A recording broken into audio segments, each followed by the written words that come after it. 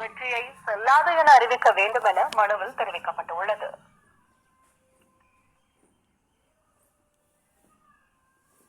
திமுக தலைவர் மு க ஸ்டாலினின் சிறப்புகள் குறித்து ஞானராஜ் என்பவர் தனது சமூக வலைதள பக்கத்தில் காணொலி ஒன்றை வெளியிட்டுள்ளார். அதில் இந்தியாவின் தலைசிறந்த தலைவர்களின் மொத்த உருவமாக திமுக தலைவர் விளங்குவதாகவும், எதிர்காலத்தில் ஆட்சியாளர்களை தேர்வு செய்வதில் மக்கள் கூடுதல் கவனம் செலுத்த வேண்டியது கட்டாயம் என்றும் அவர் தெரிவித்துள்ளார். இந்த காணொலி சமூக வலைதளங்களில் வைரலாகி வருகிறது. இந்திய இளைஞர்களே, அரசியல் என்றால் என்ன? ஆட்சியை கைப்பற்றுவதும் அதை தக்க வைத்துக் கொள்வதற்கு முயற்சி செய்வதுமே அரசியல்.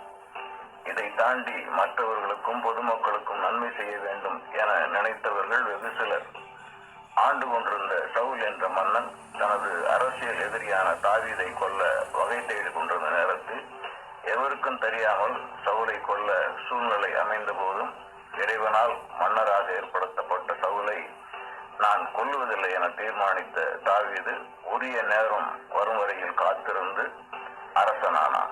தாவீது போன்ற நல்ல அரசியல்வாதியாக மு க ஸ்டாலின் என் கண்களுக்கு தெரிகிறார்.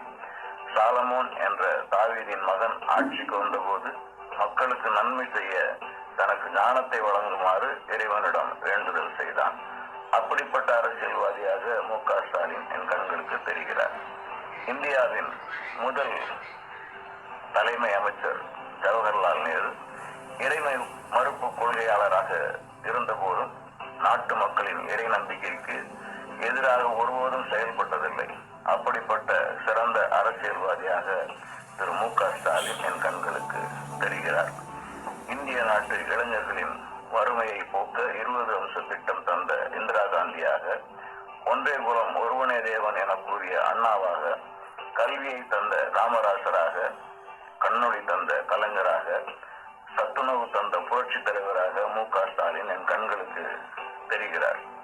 நான் அடிப்படையில் எந்த அரசியல் கட்சியை சேர்ந்தவனும் அல்ல என்பதை தெரிவித்துக் கொள்கிறேன். குணம் நாடி உத்தமம் நாடி அவற்றுள் மிகை நாடி மிக்க குழல் என தமிழரின் திருமறை கூறுகிறது. சிந்தியுங்கள் இளைஞர்களே.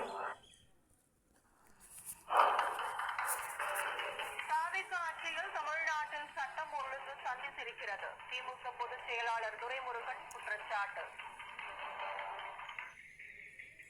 பரவாயில்ல, நல்ல வாசனம். கருணாநிதிக்கு நல்ல வாய்ப்பு கொடுத்துருக்காங்க. மக்கள் வாழ்த்து.